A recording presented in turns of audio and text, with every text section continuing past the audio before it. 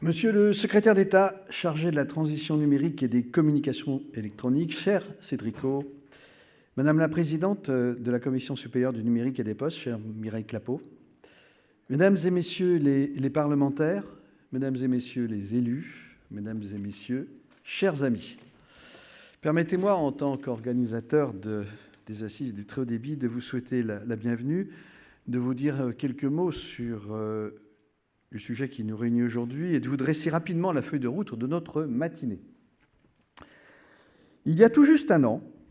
nous nous réunissions dans cette salle au sortir de ce que nous ne savions pas encore être un premier confinement.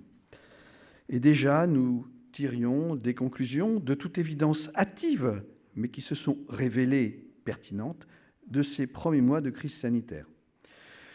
Une crise qui a mis en lumière, s'il en était encore besoin, le rôle vital des réseaux et services de communications électroniques.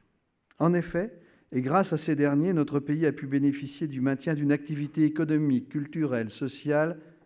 et médicale, y compris pendant les périodes de strict confinement du jamais vu dans l'histoire de l'humanité.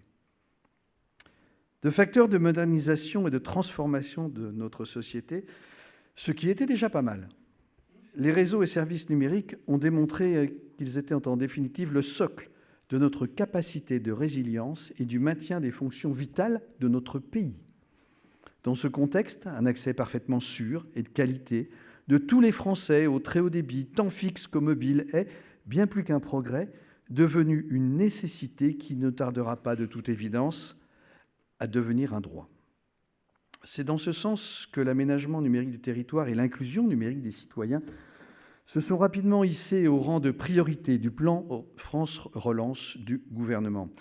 En dépit de cette prise de conscience, du soutien massif de l'État et des efforts historiques des collectivités territoriales et des industriels de l'aménagement numérique du territoire qui ont déployé en pleine crise sanitaire plus de 5 millions de lignes en 2020, des problèmes subsistent, comme celui du chantier des raccordements dans les territoires ruraux,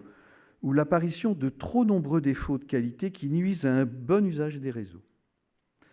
Des problèmes qui ne doivent cependant pas faire oublier que la France, en faisant le choix de la fibre, a fait celui de la qualité et de la durabilité et qu'elle est désormais le premier pays d'Europe et parmi les premiers pays au monde, non seulement pour sa couverture en très haut débit du territoire, mais encore pour la qualité de service et d'expérience client offerte par ces réseaux. Ce sont ces questions qui feront l'objet de notre premier débat, dont le sujet sera l'accélération de la réduction des inégalités entre les territoires.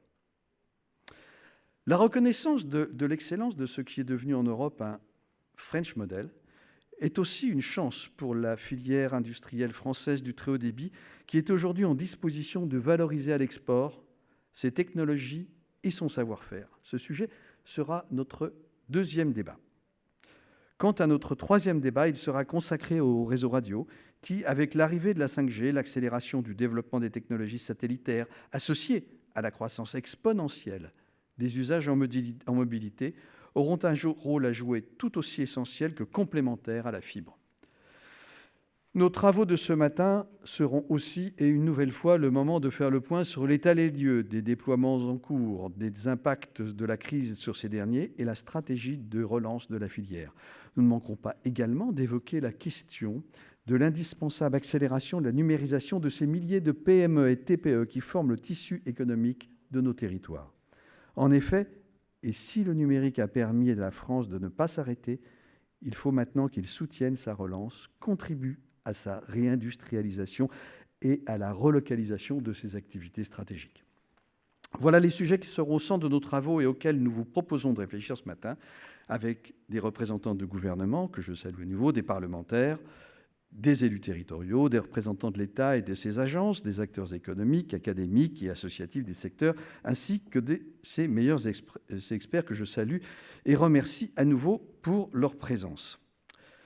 Je laisse maintenant la parole à Madame Mireille Clapeau, députée de la Drôme, présidente de la Commission supérieure du numérique et des postes, que je remercie pour son implication dans la préparation de ces assises et sa présidence. Je vous souhaite, au nom de mon équipe et au nom de l'IDAT et d'Infranum, une bonne et fructueuse matinée. Je vous remercie.